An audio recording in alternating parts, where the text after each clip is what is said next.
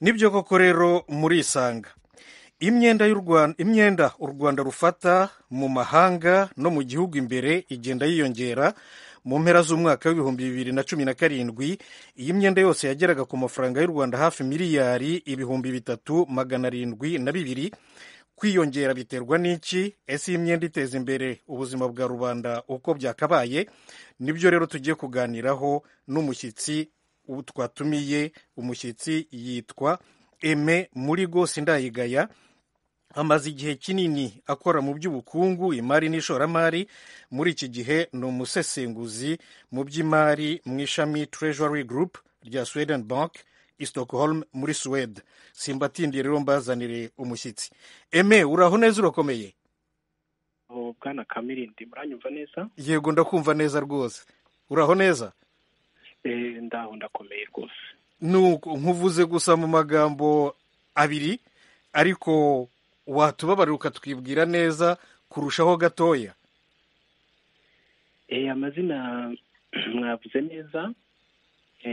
Ubundi numvise nyine munavuga n'ibyo nkora aha muri Sweden, ariko mbere yaho nyine nize ibintu by'ubukungu mu Bwongereza, ndetse ntangira akazi mu mabanki anyuranye yaho, harimo yitwa Halifax and Bank of Scotland, yitwa Lehman Brothers, muzi ko yuko yagize ibibazo. Nkora no mu bintu bijyanye n'isoko ry'ubukungu rya finance. Ngira n'amahirwe yo gukora nk'igihe cy'imyaka nk'ibiri muri Commonwealth, nkora muri Department Economy. Hariya i Londres mu Bwongereza? Yego. Ku cyicaro gikuru cyayo? Yego. Ubwo ndi mu Kanza n'ahangaha nyine muri Stockholm, nkora mu byo bita asset management. ni nk'ibigo bicunga amafaranga y'abantu bashaka kujya mu zabukuru. Ubwo rero mpavanza muri iyi banki ndi gukoramo. Nuko uri umuhanga nyine muri ibi ngibi, uri nararibonye muri urwo rwego. Mu kwezi kwa karindwi 2018 wanditse inyandiko ndende ivuga ku myenda y'u Rwanda. Nuko hanyuma rero iyi mibare niwe wayitanze. Nari maze kuvuga, nagerageje kuyishyira imyenda, nagerageje kuyishyira mu mafaranga y'u Rwanda gusa kugira ngo abanyarwanda bumve uko bimeze, ariko biragoye, ni menshi. Muri urwo rwego hakaba hari umuntu witwa Ngendahimana Jean Pierre watwandikiye kuri Facebook yacu ati ndakeka atari byo. We nyine aravuga ko u Rwanda rutagujije aya mafaranga, ko atari byo, ahubwo ati nakwibaza ko ari nyine u Rwanda rufite ibibazo by'amafaranga, ntabwo ruyaguza. Ati niyo mpamvu y'izamurwa ry'imisoro ya hato na hato, ndetse umuntu ntiyabura no kuvuga kuri kiriya cyegeranyo cya banki y'isi cyo kunyereza ayo mafaranga aguzwa, cyane ko kenshi mu bumenyi bwacu buke twibwira ko ari inkunga. Iki cyegeranyo nacyo waragisomye? Ari gusobanura icyegeranyo, yego, kivuga iby'imfashanyo zinyerezwa zigeze kuri miliyoni 190 kuva mu 1990 kugeza mu 2010. Yego, naragisomye. cyose hari icyo bakivugaho? Yego rwose, nakurikiye n'ukuntu mwahamagaye abandi basesenguzi bakiganiraho. Nta bishyashya nakongera usibye yuko buriya numva yuko byaba byiza ko dusobanukirwa neza n'amateka y'izi mfashanyo, kuko urabona u Rwanda ni igihugu kimaze igihe, kandi ni ngombwa ko abadukurikira bajya bakurikirana bakumva iby'izi mfashanyo. Ni muri ubwo buryo rero buriya naje gusanga buriya u Rwanda rwagiye rufata imfashanyo kuva kera, kuva mu 1960, ku buryo zageraga wenda tuvuze nko kwijanisha 8% kuva muri 1960 kugeza muri 71, zirazamuka muri 73 kugeza muri za 90, bakabaha 13% y'ububumbe bw'ubukungu. noneho nyuma ya 94 babahaye wenda ubwo ngereranyije hafi nka 19% y'ubukungu. Urumva yuko yagiye yiyongera, kandi rero ayo mafaranga nubwo bavuga yuko anyerezwa, buriya afite akamaro, yari afite akamaro ku iterambere ry'igihugu, kuko iyo urebye nk'u Rwanda nyine nk'icyo gihe cya za 60, amafaranga y'imfashanyo 100% niyo yatumaga leta ikora imirimo yo kubaka imihanda n'ibintu binyuranye, n'amashuri n'amavuriro n'amashuri. Yego, noneho mu gihe cy'igihumbi 1970 kugeza muri za 94, 90% y'ayo mafaranga nayo yakomeje kuba amafaranga leta ishora mu bikorwa bya leta kugira ngo nyine ayo mashuri, iyo mihanda yubakwe. Ubu rero iyo urebye neza nyine kuva muri 90, navuga 94, 96 byagiye ari 100% nyine amafaranga menshi yagiye akoreshwa ari imfashanyo. Ariko navuga yuko bigaragara ko guhera nko mu 2008 ayo mafaranga y'imfashanyo yagiye agabanuka ku buryo yavuye ku 100% agera kuri 48%. ubwo ndi kuvuga 40%, ndi kuvuga amafaranga leta ishora mu guteza imbere no mu bintu bijyanye n'ubuzima n'iterambere. Yego, ubuzima bwa rubanda. Ndaza kwasobanura nubwo izo mfashanyo zisa nk'izagabanutse aho ngaho, ndaza kwasobanura neza kugira ngo abantu babyumve, kuko aho icyo nicyo gihe tunabona yuko n'inguzanyo nazo ziyongereye. None se imfashanyo n'inguzanyo biratandukanye rero ubu ngubu, nk'uku Ngendahimana Jean Pierre abyibaza, biratandukanye. Imfashanyo nayo ni amafaranga leta ihabwa ku buntu yo kuyifasha gusa, noneho hakaba n'inguzanyo. Yego, imfashanyo ni amafaranga leta ihabwa ku buntu, yagiye ihabwa na banki y'isi, ariko rero yagiye inahabwa n'ibindi bihugu. Aho rero niho na kiriya kigereranyo uko mwagiye mukiganiraho, njyewe uko nabyumvise nuko kiriya kigereranyo cyakozwe na banki y'isi cyavugaga yuko cyo kireba amafaranga giha biriya bihugu. Ni ukuvuga ngo ni banki y'isi ireba amafaranga yonyine iha ibyo bihugu, ntabwo ireba amafaranga ibindi bihugu biha u Rwanda n'ibindi bihugu nkabyo.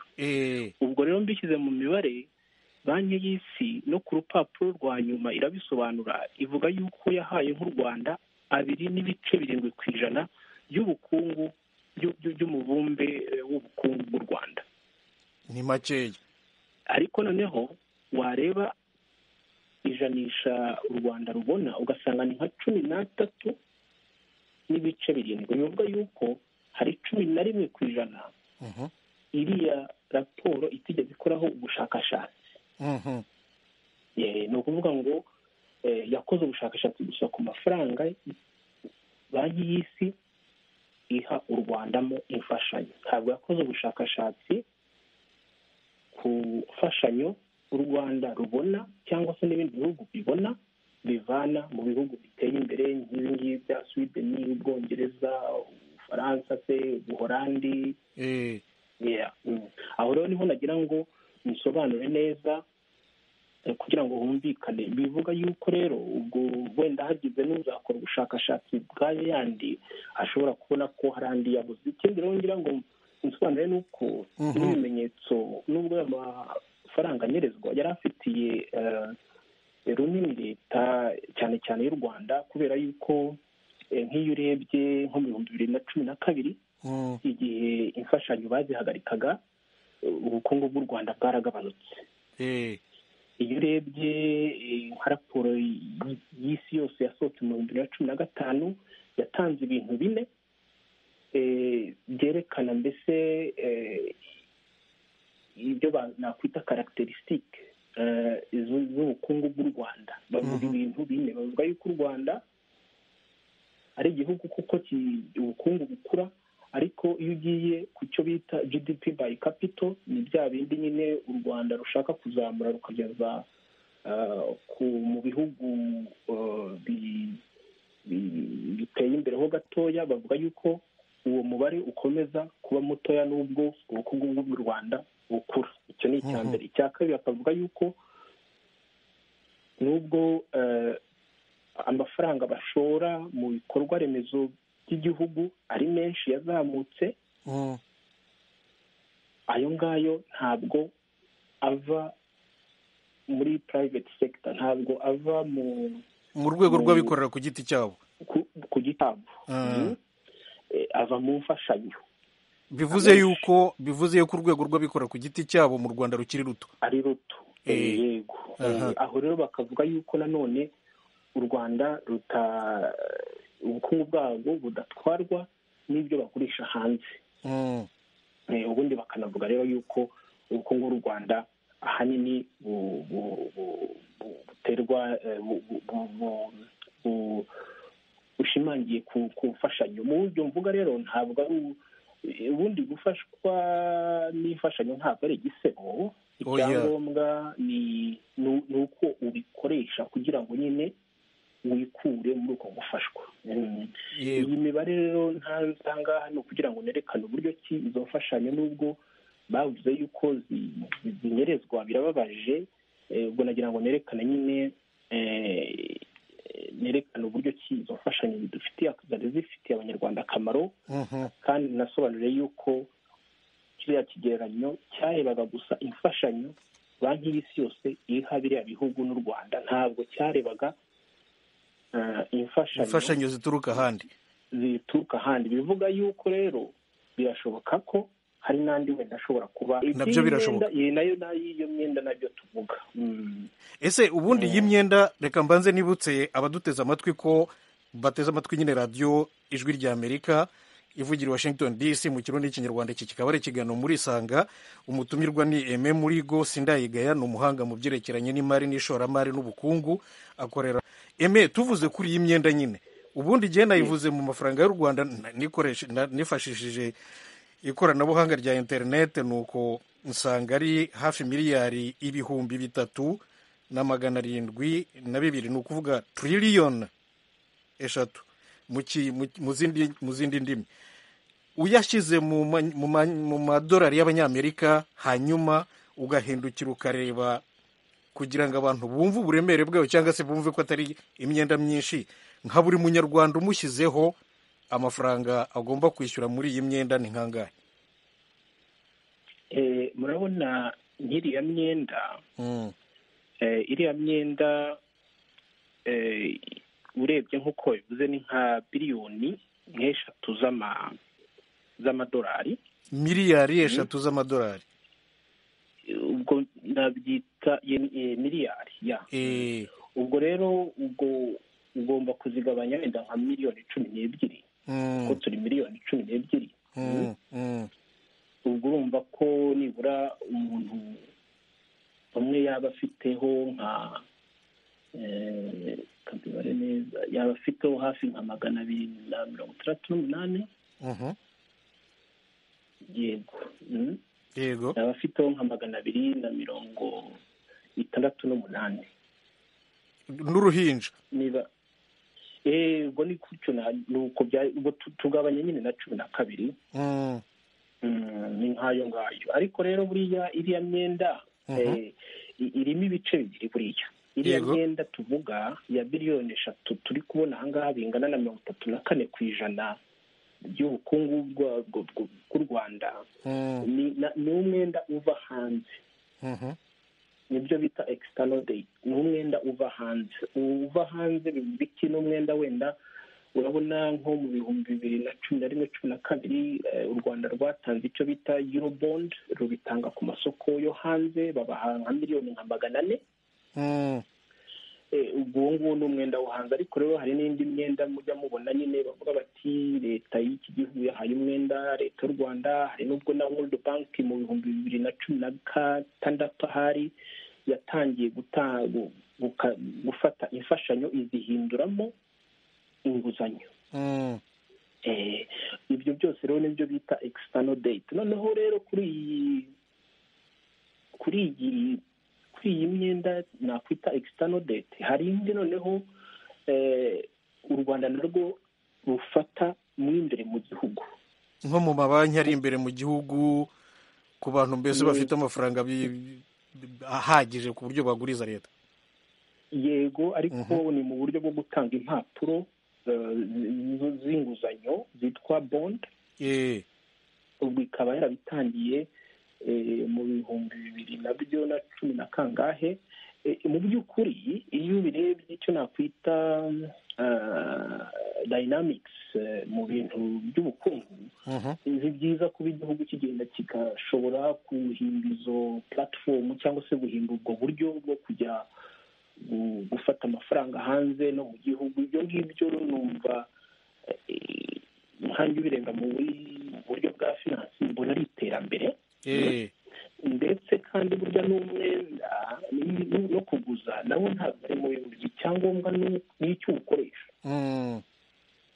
kuko ubirebye neza n'umuntu ushaka gutangira ibyashara aragenda akajya ahantu akamuguriza amafaranga agakora akunguka akishyura atanga yego nuko Eme, ntabwo ubundi iki kiganiro ari icyawe nanjye twenyine gusa, ni icya rubanda. Mbibutse nyine yuko uko umaze kubitubwira, imyenda y'u Rwanda tuyishyize kuri buri munyarwanda wese ni amadolari 250. Nanjye maze kugabanya gukora imibare 250 kuri buri munyarwanda wese y'amadolari. Ubwo se ni menshi cyangwa ni make? Ni menshi. Ayo ngayo ni menshi kubera yuko impamvu uvuga ko ari menshi ni uko ubwo ugomba no kongeraho, mwakagombye no kongeraho n'ayo yandi navuze mu gihugu, kugira ngo mugire icyerekezo nyacyo cy'intuza icyerekezo nyacyo cya mbese umwenda wose uko ungana, kuko umwenda ubu ngubu uko ungana wose ugeze kuri 53% by'ubukungu mbumbe w'ubukungu. uko tuzi rero ubukungu bw'u Rwanda ubu ngubu bugomba kuba bugeze nko muri biliyoni 9. ubwo turi kuvuga hafi nka biliyoni 4 hafi 5. Ijwi rya Amerika. Yego. Aho rero murumva ko bishobora kuba ari amafaranga menshi ukurikije yuko ahanini inyungu uzana muri bya nabwo uko bayakoresha, kuko hari ikibazo bavuga yuko yashowe mu mishinga minini ariko itarabasha kuzana umusaruro ngo igaruze uwo mwenda bafashe n'igishoro. imishinga urabona umucuruzi iyo agiye gukora umushinga we aba afite uburyo ki yakoze ubushakashatsi bwe, akabira buriya wenda leta hari ukuntu yabirebye mu bitekerezo byabo ikabona wenda barunguka cyangwa se bazunguka ryari. ariko iyo ubirebye nyine nuko banki y'isi bivuga yuko ntabwo bari babasha kuyagaruza, kandi n'iyo mishinga ntabwo irabasha kugira icyo ivuga. Imishinga rero tuvuga ni nka biriya bya Rwanda Air, ni ibya Convention Center, ni amahoteli. urumva yuko ibyo ntabwo byari byazana uwo musaruro. Ikibazo rero ni uko nanone kandi bagomba kwishyura inyungu buri mwaka. uriya mwenda rero wo mu gihugu nubwo ushobora kuba bavuga yuko wenda ari mutoya, ariko buriya wishyura inyungu nyinshi buri mwaka kurusha uwo hanze. kandi rero ufite n'ingaruka mu gihugu, kubera yuko niba wishyura inyungu nyinshi ni ukuvuga ngo babandi babikaga amafaranga muri banki bazajya kwigurira za mpapuro, noneho amafaranga abure muri banki. bivuga yuko uzashaka kuguza amafaranga ngo atangire ibyashara mu Rwanda bazamuha igiciro cyo hejuru. donc amafaranga ntabwo azaba ari muri sirikirasiyo cyane mu mabanki. niyo mpamvu buriya za banki zo mu Rwanda rimwe na rimwe usanga zifite taux d'intérêt iri hejuru. Yego. Ijwi rya Amerika mu kirundi n'ikinyarwanda, nk'uko nayo maze kubivuga nyine iki kiganiro ni icy'abaturage. Kuri telefone dufite Pacifique na Daniel. duhere kuri Pacifique Daniel we wihanganye. Pacifique we karame urakomeye? muraho bwira umutumirwa aho uri. ndi Kigali mu Rwanda. Yego. Kicukiro. Yego. ndashaka kumaza ikibazo cya mbere. Yego. iyo myenda u Rwanda rufata igenzurwa nande, ese ni bande bayishinzwe ku buryo imishinga u Rwanda rugiyemo yubahirizwa neza nta mariganya abayemo? Yego. Anyishyura? Yego, nagusubize rwose. Yego. Iyo myenda rero ubundi Eme mumbabariye gato mbaze Pacifique nimba ashaka kuguma kuri telefone kugira ngo yumve igisubizo cyangwa se nimba yumva radio. Pacifique uri gukurikira radio? Nacyo ndamubaza. Ufite n'ikindi uza kubaza? Bibarize rimwe. Bibarize rimwe nibyo byiza. Kugira ngo dutange umurongo nimba uri gukurikira radio uze kumva ibisubizo, ariko umurongo wa telefone tube tukuyeho dushaka abandi. Okay. Nacyo kibaze. Ikindi cya kabiri namubazaga. Hari imishinga itangirwa mu turere, ugasanga bubatse n'amavuriro, amashuri hose bitarangira. Mbese wa muntu ubuze kumbwira ugenzura iyo myenda ya leta akora iki kugira ngo ya mishinga yatangiwe n'abanyarwanda rwiyemezamirimo ibashe gushyirwa mu bikorwa? Kuko hari igihe rwiyemezamirimo afata ahantu ho gukora ugasanga ateye igihombo leta bitewe n'uko yambuye abaturage cyangwa se n'izindi mpamvu runaka. Ndetse leta yohereza gute abashoramari mu gukora ibyo bikorwa remezo? Iki nta mubazo kimwe. Ariko se ko ushaka kwiharira yego kibazo. Iyo myenda u Rwanda rufite ibicuruzwa mu gihe kingana kugira ngo bibe byabonetse, kuko bishobora guteza ikibazo igihugu kandi bitari ngombwa. Murakoze. Urakoze nawe Pacifique. Murakoze. Eme umwanya ni uwawe. Rwose Pacifique abajije ibibazo byiza kandi biteye amatsiko, kandi nanjye ntababeshye rwose ibintu y'amatsiko. Ariko urabona nk'ikibazo abaza ati ni gute bayigenzura, batese ni gute batanga ako kazi ko kugira ngo bakore ibintu ibikorwa remezo by'aya mafaranga. Ibyo ubundi ni ibibazo umuturage akagombye kubaza leta. Ngewe ntabwo ndi leta, ariko noneho icyo nababwira ni uko hari umugenzuzi w'imari ya leta asohora raporo buri mwaka. Yabitangiye mu 2002. Muri izo raporo nubwo atavuga ati aya mafaranga ni ay'imyenda, aya mafaranga ni ay'imfashanyo, ariko agerageza gutanga uko amafaranga yagiye akoreshwa, ndetse akagenda avuga n'amafaranga yagiye abura. Abura ari ukubera ko yanyerejwe? Anyerezwa rwose. Hari nk'ibyo yita ngo amafaranga atarabonye mbese impamvu zisobanutse, impamvu yasohotse, kuko nta cyaba yarakoze kigaragara. si ukuvuga ko ntacyo yaba yarakoze, ahubwo ni amafaranga nyine avuga ati aya ngaya ndabona yarasohotse, ati nkeneye ndetse nk'ibintu nka dokima zivuga ziti yasohotse kubera ino mpamvu, bikabura. Dokima ni impapuro. Impapuro zikabura. Ku buryo rero aho ngaho nigeze kumva mu kiganiro muvuga yuko muzamutumira.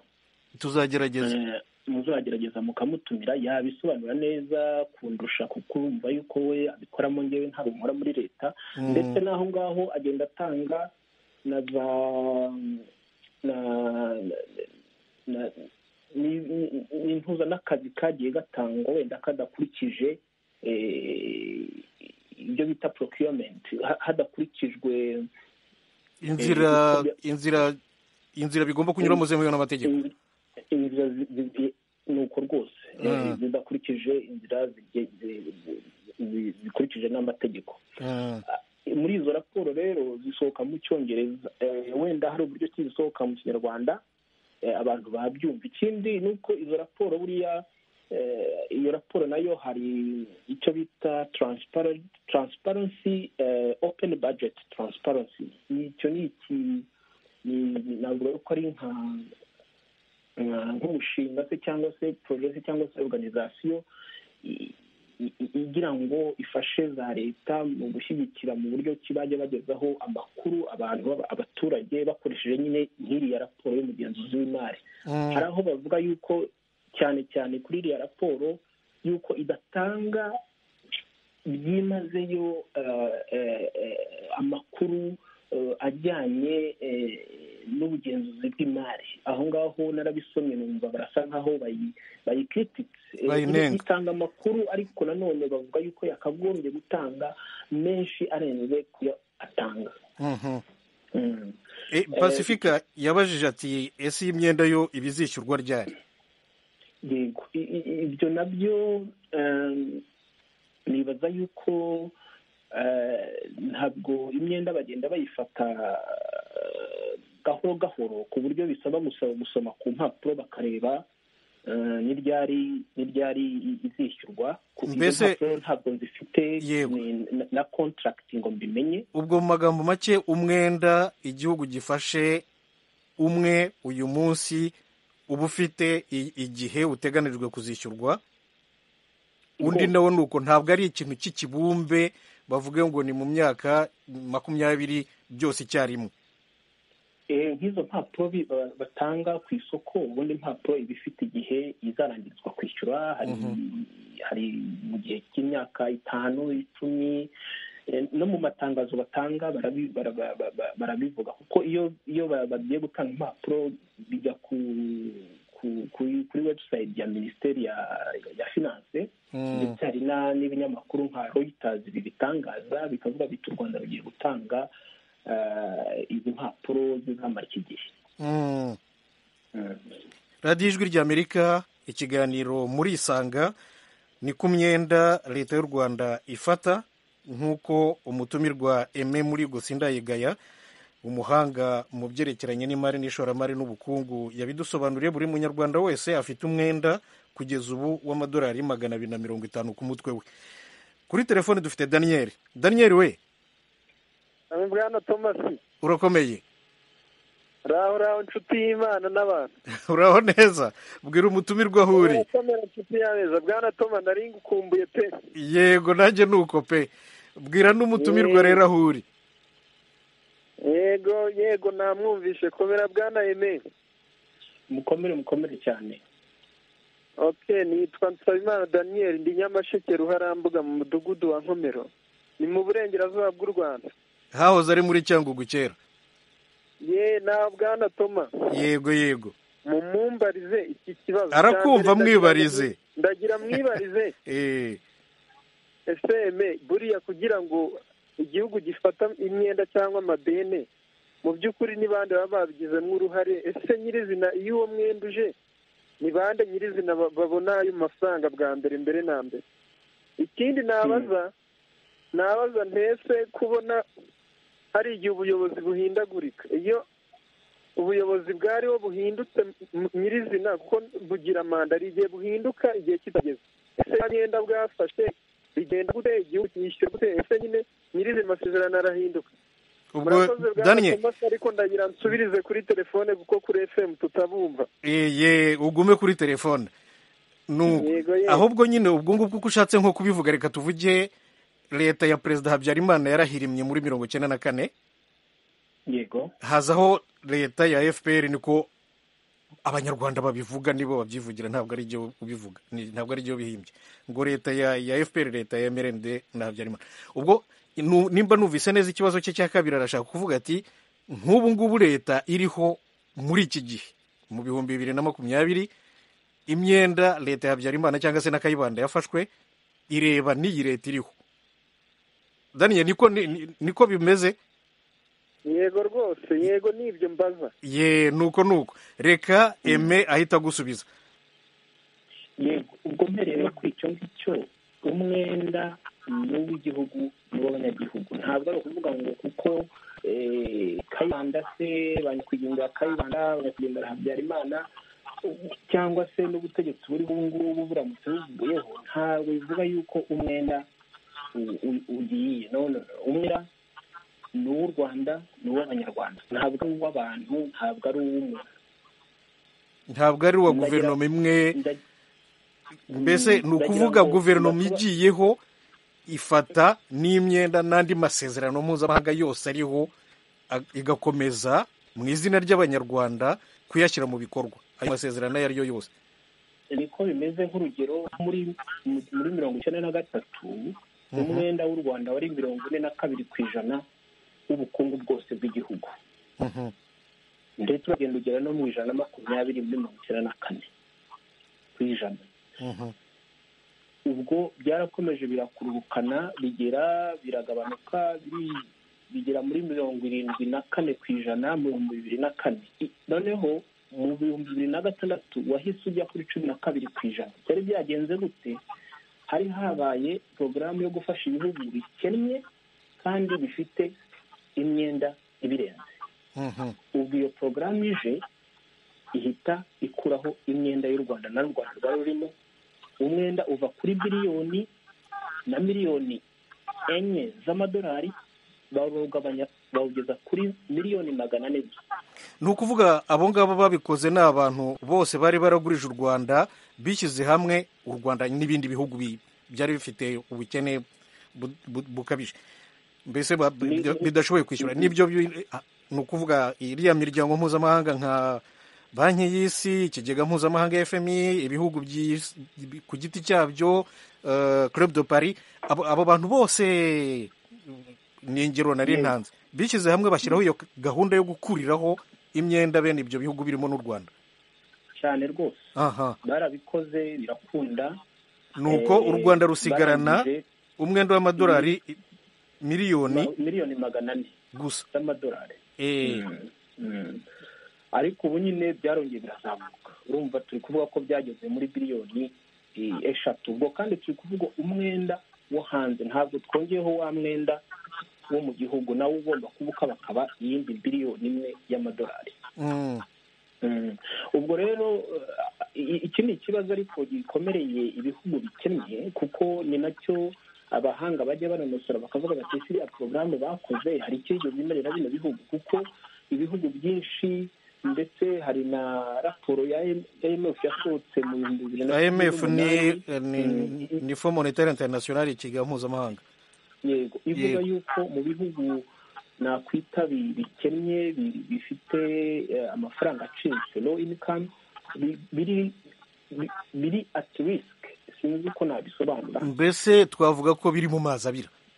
biri mu mazi abira mu rwego rw'inguzanyo byagiye bifata nyuma y'uko bamaze kubigirira kubisonera. ariko iyo raporo ntabwo yigeze ivuga amazina y'ibihugu, kuko biriya za diplomasi hari igihe bitaba bishaka gukoma rutenderi kugira ngo batababaza imitima benshi, cyangwa se bamwe simbizi bakagenda bitonze. ariko za leta zikabimenya. ariko nyine uvugwa aba yiyumva nyine. kandi rero urumva iyo ibintu bizamutse bikava kuri 12% nka kesi y'u Rwanda mu 2006 bikaba biri muri 53% mu gihe cy'imyaka iri hafi 10. noneho bakaba banavuga bati amafaranga mwashoye ntabwo ari kuzana inyungu nk'uko bimeze. ukabona ndetse nta nubwo ari na World Bank cyangwa IMF bivuga gusa. urabona muri article nanditse natangaga ibyitwa Jubilee impuza organization iba mu Bwongereza yabivuzeho, ivuga iti u Rwanda ruri mu mazi abira, n'ibindi bihugu ntabwo ari u Rwanda gusa. ubwo navugaga nyine organization yitwa Jubilee Best Campaign. hari n'ibindi byitwa za credit rating agencies nka za Fitch, Moody's, nazo zigenda zitanga uko u Rwanda rumeze mu rwego niba ari igihugu gishobora kugurizwa amafaranga, bakaruha icyo nabita kategori. nawe kuvuga icyiciro nukomeza kuguza amafaranga menshi dufite ubwoba yuko utazashobora kwishyura, ugatuma rero bishobora kwafekitinga igipimo tuguha. Urumva ibyo byose ni ibintu umuntu ahuza nk'amakuru, noneho ukagerageza kumva uko bishobora kuba bimeze. Ariko rero nanone ku rundi ruhande ntabwo tutabivuga yuko nanone World Bank na IMF ku giti cyayo nayo ifite ukuntu ikora analize yayo, ivuga yuko nubwo imyenda y'u Rwanda yiyongera kuri ako kageni, ivuga yuko u Rwanda cyane cyane imyenda iva hanze idateye inkeke. Idateye inkeke. Ibyo nabyo buryo iyo umuntu akora ubusesenguzi, umuntu areba byose akabikomanyiriza hamwe. Ubwo icyo nicyo bita debt sustainability analysis ikorwa na World Bank na IMF. Yo ivuga ni ukuvuga mu magambo make ikigega mpuzamahanga na banki y'isi baragenda bakabyiga, noneho bakavuga bati uko u Rwanda rufata imyenda, uko n'urugero iyo myenda igezeho, n'uko ubukungu bumeze. Mu magambo make ntabwo imyenda iteye ikibazo. Yego, ariko nyine biratangaje kuko iyo usomye raporo ya World Bank buri gihe ivuga yuko ikibazo u Rwanda rufite mu iterambere ryacyo mu bihe bizaza gishobora kuba kumira ari iyo myenda. Ku buryo nyine iyo umuntu asoma izi bintu ni ngombwa yuko umuntu agerageza kumva agakusanya n'amakuru. Niyo mpamvu rero World Bank na IMF isa nk'uyishyira iruhande, nkajya kureba nk'ibi bya Jubilee Debt Campaign kivuga, nkajya kureba icyo Fitch na Moody's bavuga, bo ukabona nabo bari kuvuga bati iyo myenda ni myinshi, nimukomeza kuguza turagabanya ibi. Ugasanga nyine ni ngombwa guhuza amakuru. Ariko ikinini umuntu agaragaza ni uko ubundi umwenda si mubi, ni icyo ukoresha. Icyo ukoresha rero ibikunze kuvugwa ni uko bavuga bati imishinga bashoyemo ntabwo irazana inyungu nyinshi zishobora kwizeza yuko uwo mwenda wazishyura. Daniel, we wabyumvise rero ko umwenda ari uw'abaturage, wishyurwa n'abaturage, ntabwo ari ukuvuga ngo ni guverinoma iyi n'iyi bihoraho. Yego bwana Toma, nabyumvise, gusa mbise niyoza akabazo k'amatsiko. Kagere kagufa ariko. Yego. Ko dusanzwe ko twumva ngo igihugu cya inguzanyo cya amadeni aya n'aya, kuki bakomeza kugiye amadeni? Ese mu by'ukuri baba babona ari ubwiyongere bw'abaturage bavuga ngo tuzayishyura, cyabashingira ku mumbariziye mpugukirwa rwose. Reka nako ahita akagusubiza. Eme, kamusubize mu magambo magufi, hanyuma duhe n'ijambo na Jean Pierre. Baba bafite ibintu bashingiraho nyine. Urabona nk'ibyo nababwiye by'izo za credit rating agency, sinzi uko nabivuga, ubu niba bazita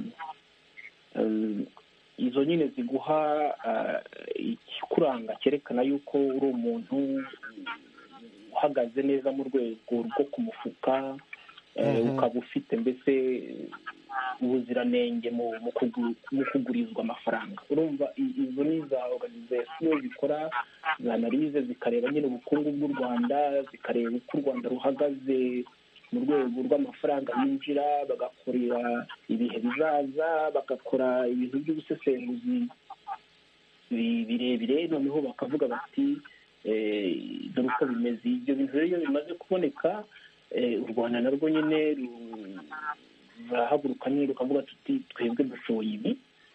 Barangiza nyine bakagira mwibuke yuko u Rwanda ruzwiho nk'uko rwagiye ubukungu bwagiye bukura mu gihe cyihuta mu myaka yashize. Icyo cyonyine urumva ko ni ikintu cyiza gishobora gutuma abantu bavuga bati hataba abantu bari gukora akazi, reka tubahe amafaranga. Icyo kintu cyonyine kiragize. Imibare bagenda berekana n'ibindi byinshi binyuranye bagenda leta nyine igenda isobanura, nabyo navuga ko biri pozitifu, nyine bitera nyine akanyamuneza abashoramari, bakavuga bati yes. radiyo ijwi ry'Amerika. Daniel, we urakoze rero. Urakoze cyane bwana Thomas, turabakunda cyane ijwi ry'Amerika. Natwe turabakunda pe. Komera.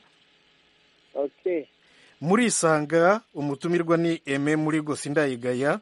Turaganira ku myenda y'u Rwanda. Ese ifatwa ite? Nibyo yasobanuye. Ese irakora uko bikwiye? Turimo turabiganiraho. kuri telefone dufite Jean Pierre we. yego muraho. Uraho neza, bwira umutumirwa uri Jean Pierre. Ndi mu mujyi wa Kigali. Yego. Mu karere ka Gasabo. Yego. Gusha ku ngingo. Ndagusha ku ngingo mbaza umutumirwa, tugendeye ku ngingo mwavuze, mukabureba uburyo imyenda y'igihugu izamukamo. Komeza. Yego. Ukurikije imyenda yavuze aho u Rwanda rwagize aho rusonerwa ukajya kuri miliyari zonyine 400 miliyoni mu gihe miliyoni 400 zonyine. Mu gihe gito ukaba bigeze kuri biliyoni 3 n'ibice. Miliyari 3 zirenga. Ni biliyoni 3 na miliyari 702. Yego. Wakwibaza uti ko hari impungenge z'uko mbere na mbere byagaragaye ko iyo mishinga u Rwanda rwashimo amafaranga itariho ibyara inyungu mu gihe cya vuba, ndetse ari cyo yavuze. Kandi izo nguzanyo ni umutwaro w'abanyagihugu, nubwo akenshi numva akenshi iyo ugiye impaka n'abanyarwanda bo bumva ko akenshi byitwa inkunga. U Rwanda rwasinye inkunga ya World Bank ya miliyari 180, ya miliyoni 180 z'amadolari, miliyoni 200. Abantu bazi ko ari inkunga, nk'uko umuturage we ahabwa inkunga nk'izi twita nkunganira, akajyana amafaranga yose ntacyo leta izamubaza. None mbajije impuguke ese ubona ko mu Rwanda tutazagira igihe cyo kuba twagwa mu madeni akabije, ari naho abanyarwanda tujya tugira ikibazo. Akenshi izamuka ry'ibintu bya hato na hato, imisoro ikabije, rimwe na rimwe abanyarwanda bagenda binubira, ariko wenda mu buryo bwo kubivuga bateruye, bikabera umutwaro igihugu, kuko uwo mutwaro ni uw'abanyarwanda. Nkeka ko icyitwa inguzanyo igihugu kiba kizayishyura kuzageza igihe izarangirira, iyo hatajemo ibyo bintu byo gusonerwa. Nkabaza impuguke nka Aime niba itabona, niba ari ibintu nk'abanyarwanda asanga izo nguzanyo ko zizamuka bitabira umutwaro igihugu, bigatuma n'ubuzima bw'igihugu burushaho, abanyagihugu burushaho kujya ahakomeye cyane. Jean Pierre urakoze. Urakoze cyane. Aime umwanya ni uwawe rero. Jean Pierre urakoze ku kibazo mubajije, kandi numva nacyo giteye amatsiko, ariko ibyo uvuga birumvikana, kandi iyo ukurikije ubusesenguzi nyine bugenda butangwa ari kuri banki y'isi yose, ari ndetse n'iyo Fond Monetaire, nubwo bavuga bati u Rwanda umwenda waho kuri ubu ngubu nta kibazo, ariko bagenda bavuga bati nyamuneka mushore mu mishinga ishobora kuzana inyungu. Iyo urebye rero n'izo za Jubilee Debt Campaign zishyira u Rwanda mu bihugu biri mu mazi abira, birumvikana nyine ko haba hari ikibazo ko nibakomeza izo za credit rating agency zizagabanya zikabakura mu bihugu bishobora kwizezwa kuzagurizwa ubutaha. Urumva ko icyo gihe hari ikindi kibazo rero buriya gikomeye, ni uko ibibazo by'inyungu bagomba kwishyura kuri, cyangwa se intere bagomba kwishyura kuri iriya myenda, nayo zigenda ziyongera. Uko umwenda wiyongera niko ziyongera. Ariko ugasanga nanone ku rundi ruhande amafaranga y'umusoro bakura mu baturage wishyura kuko afite akazi, ugasanga nayo ni makeya. Hari n'aho bavuga yuko rwose iyo bagereranyije amafaranga leta yinjiza y'umusoro n'umwenda, babona igihe cyo kwishyura uwo mwenda kigenda kiyongera. Bivuga ngo niba washoboraga kwishyura mu mwaka umwe, usanga nko mu mwaka ukurikiyeho ushobora kwishyura uwo mwenda mu myaka 3, mu myaka 4. Ibyo ni ibigereranyo bagenda batanga byerekana yuko nyine mu Rwanda ruba rufite ikibazo mu bijyanye n'amafaranga binjiza ku musoro ugereranyije n'ayo ngayo y'imfashanyo. Aho rero nyine nibaza yuko abategetsi bo mu Rwanda nabo barabireba turizera ko babireba kandi niba batanabireba wenda babyumva bakabitega amatwi. Aho ariko niho hazira nyine n'ibisubizo bishoboka kugira ngo ibyo bintu bikemuke. Nk'ubwo nk'ikigereranyo cy'umugenzuzi w'imari cyerekana amafaranga atakara, cyerekana amafaranga agenda mu bintu nk'ibyo navuze hejuru nyine, ugasanga amafaranga yagiye, ugasanga nta mpapuro byasobanura yagiye yateye, ugasanga nkurikije uko nabibaze guhera nko mu 2002 kugeza wenda nko mu 2017 umuntu yavuga ko umuntu agereranyije u Rwanda rutakaza nka miliyoni 15 buri mwaka z'amadolari ku mwaka. Ayo ngayo ni amafaranga yakagombye gukora ibindi bintu. Nk'urugero urabona nko mu 2016 u Rwanda rwigeze kugira ikibazo ahanini gitewe, bavuga ko gitewe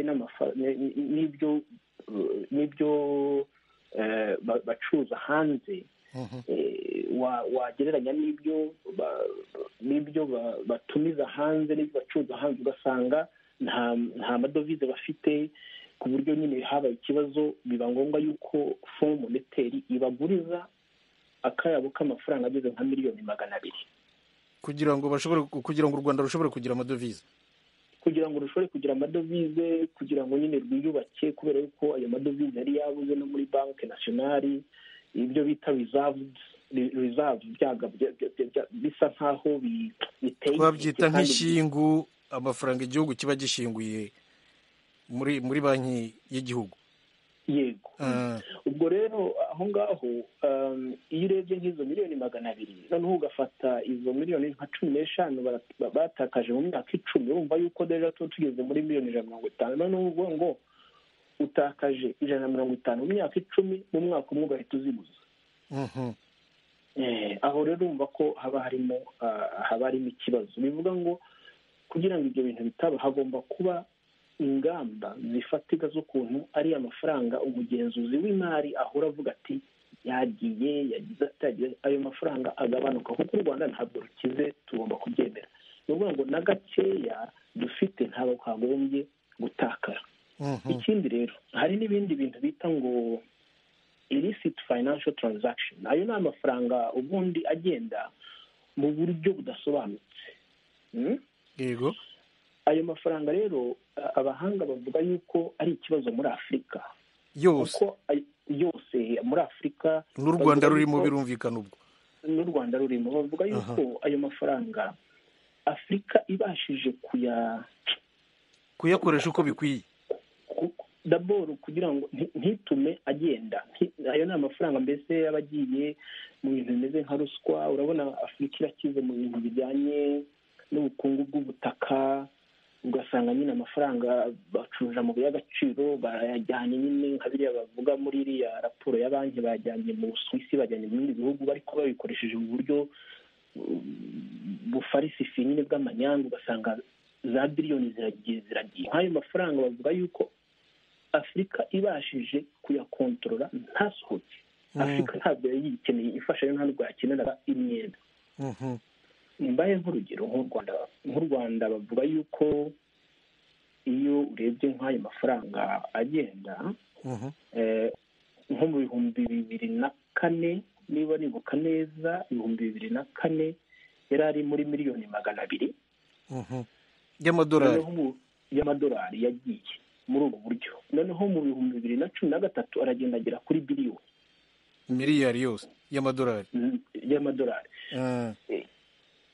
Ibyo ngibyo bisohorwa na muri raporo ya ikintu cyitwa ngo Global Financial Integrity, Global Finance.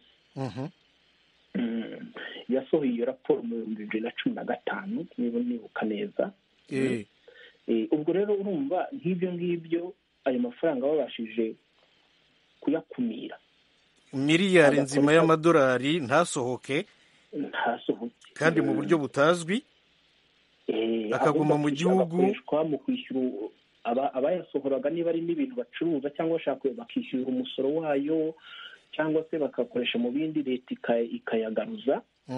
Icyo gihe byafasha. Ayo umugenzuzi w'imari ahora avuga babashije nayo kuyakumira nabyo byafasha. Ariko buriya hari n'ikindi gikenewe, ni uko abaturage mu Rwanda nabo bumva ko nyine umwenda atari uw'umuntu cyangwa se uw'abantu, ni umwenda wabo. Ni byiza ko abanyarwanda bavuga ibibazo bya human rights rwose, ariko bagomba no kuvuga n'ibibazo by'amafaranga. Civil society zagombye kuva hasi zikareba ibibazo by'amafaranga, nk'uko bivuga ibibazo by'abana bagwingiye bakavuga n'iby'amafaranga. Opposition nibyo mvuga mu nyandiko nanditse, mvuga nti opposition ni byiza ko haba opposition, ariko opposition igomba kuvuga ibibazo by'amafaranga, kuko iyo opposition niba ishaka kuzategeka nayo nanone izafata wa mwenda w'ishyaka naryo ryagiye rifata icyo gihe. Umwenda rero ntabwo ari uw'abantu, ndetse nta nubwo ari n'uw'ishyaka, umwenda ni uw'abanyagihugu. Ijwi ry'Amerika mu Kirundi n'Ikinyarwanda, ikiganiro muri Isanga, imyenda, amafaranga anyerera. Aime muri Gosi Ndayigaya akora muri banki yo muri Sweden Bank i Stockholm, ni umuhanga mu by'imari, niwe rero turi kuganira. Kuri telefone dufite Niyongabo. Niyongabo, urakomeye? Ndakomeye. Wabwira umutumira aho uri? Ndi mu Burundi, mu ntara ya Bururi. Nuko duga ku ijambo. Nagomba ndamwibariza ikibazo. Amadeni y'ibihugu bifata ibihugu byacu, umunyagihugu si hahombera. Ikindi cya kabiri, none ayo mafaranga dusanga kenshi ajya mu mifuko by'abantu bamwe bamwe, umunyagihugu ugasanga niyo hahombera. Ikibazo cyanjye cyari urakoze cyane Niyongabo. Ntabwo nabyumvise neza ariko Niyongabo, umutumira avuze ko atabyumvise neza, bisubiremo rero. Namubajije ikibazo cya mbere, amadeni ibihugu byacu bifata, umunyagihugu si uhahombera kanini? Umunyagihugu si uhahombera. Ikibazo cya kabiri, usanga ayo madeni agiye mu mifuko ya bamwe bamwe mu bategetsi. Yego. Aime, noneho wabyumvise? Nabyumvise. Nuko Niyongabo, urakoze. Nawe kubera ko utumva radiyo Ijwi ry'Amerika, ugume kuri telefone, noneho Aime agusubirize kuri telefone wumva. Kandi nanone sabe Aime tugende duca n'imyanzuro kubera ko igihe kiragiye pe. Aime, umwanya n'uwawe rero. Ndabumva. Yego, imyenda ibi bihugu bifata ubundi yagakwiye gufasha abaturage, ariko ikibazo biba iyo nyine nka kuriya amafaranga ashowe mu bintu bidafitiye akamaro abaturage, ni ukuvuga ngo mu bintu bitarema akazi. Ubwo rero umuntu agomba kwibaza ati, nk'amafaranga u Rwanda rwafashe haremyemo akazi ku baturage, kandi akazi karambye, kubera yuko umuturage yishyura umusoro kugira ngo yishyure uwo mwenda. Ntabwo rero ushobora kwishyura umusoro udafite deja akazi ko kugira ngo utange uwo musoro. Mbese ugomba kwishyura ari uko ufite icyo winjiza. Nguko. Yego. Kandi iyo myenda ikaba ariyo iguha ubwo buryo bwo kwinjiza mu mufuka wawe. Rwose nk'umucuruzi uwo ari we wese ufata umwenda agatangira ibyashara, akunguka, akishyura, agaha akazi n'abakozi, ibyashara bikiyongera, agakomeza nyine no gushora ibintu mu mahanga, bizinesi ikagurowinga nyine igakura. Nanjye naho ngaho mbibona. Ni ukuvuga ngo rero niba umuturage nta kazi afite ngo yishyure imisoro, ahubwo akishyura umusoro ntahakura, aho ni ikibazo. Ikindi kintu nakongeraho, muri nyandiko nanditse naravuga nti hari akantu tugomba kwibaza. Nk'ubu iyo urebye usanga imyenda yo mu Rwanda yariyongereye kuva mu 2000, niba nibuka neza 2007 kugeza mu 2017, 2010 ariko noneho wareba neza ugasanga n'uburinganire hagati y'abantu nabwo bwariyongereye icyo gihe. Inequality yariyongereye aho ngaho rero. Ubwo n'ubusumbane rero. ubusumbane bwariyongereye hagati y'ibihumbi 2010 n'ibihumbi 2017.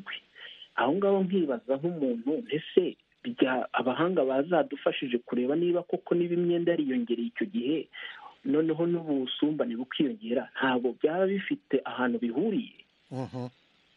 Ugasanga koko hari ahantu abaturage bashobora kuba babigwamo, barabiguyemo. aho ngaho ni ikibazo umuntu ashyiraho nyuma y'inyandiko kugira ngo nyine habe ibindi biganiro nyine bituma abantu bibaza, kuko burya ibiganiro bituma abantu bashaka ibisubizo. Hari ikindi kibazo cya nyuma yari yavuze, ariko icyo kujya mu mifuka y'abategetsi. Ibyo ngibyo rero byo kujya mu mifuka y'abategetsi, ubundi ni abagenzuzi b'imari bagakwiye kubitubwira. Na kuri iki kiganiro mwagiranye n'umuturanyi w'i Burundi ku bijyanye n'imfashanyo, avuga ati bafite ukuntu babigenza, bagakorana bavuga ko bazakorana na UN. abo ngabo ndumva i Burundi ho bafite ukuntu babikora. Mu Rwanda ntabwo mbizi neza, ariko ubundi numvaga byagombye kuba biri muri responsabilité z'umugenzuzi, urya mugenzuzi w'imari ya leta, w'imari ya leta, akatubwira neza uko ibintu bimeze, cyangwa se nyine niba hari ikigo gishinzwe kugenzura niba ibyo bintu bikorwa, nyine niho mbabwira nti ibyo bigo niba bidahari bigomba kubaho, kugira ngo nyine batangire bavuge ibibazo by'ayo mafaranga. Kuko urugero rwose Thomas, nk'ubu urebye amafaranga y'imfashanyo u Rwanda rwabonye kuva mu 1960 ni biliyoni 22 z'amadolari. Ni menshi cyane, miliyari 22 ukajya kuri miliyoni 400, ariko ukaba ugeze kuri biliyoni 3. Aho rero umunyarwanda wese yakwibaza ati ayo mafaranga yose yamaze iki, ari kumara iki? Cyangwa se akanibaza ati hakorwa iki kugira ngo ayo mafaranga agire icyo amarira, agaragare rwose ko afitiye akazi, afitiye akamaro buri munyarwanda. Ni ukuvuga umwana yiga neza akabona akazi, isi afite akazi, na nyina afite akazi, mbese amafaranga yinjira mu mifuka ya buri muturage. Isaha iratura. Akandi kantu nakongera, ndakubwiza ukuri ntabwo twakabonera umwanya. Nikamugusa. Yego. Ni ukuvuga ngo umuntu agomba kwibaza ati akurikije uko ubukungu bugenda ku isi, ese ibihugu bikize bizakomeza kuduha amafaranga? Ndagushimiye cyane rwose, namwe inshuti z'Ijwi ry'Amerika, murakarama.